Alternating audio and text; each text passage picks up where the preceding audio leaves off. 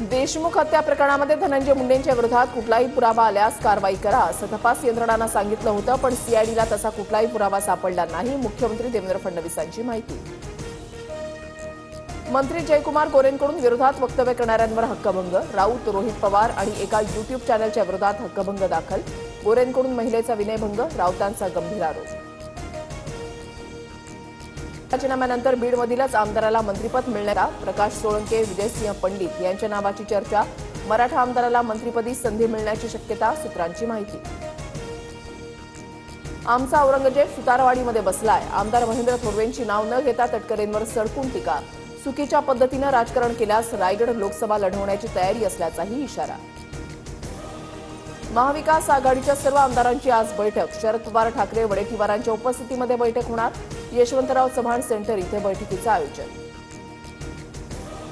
कोल्हापुरातील इंडिया आघाडीचे कार्यकर्ते पोलिसांच्या नजरकैदेत. फडणवीसांच्या कोल्हापूर दौऱ्यामध्ये कार्यकर्त्यांच्या आंदोलनाचा इशारा.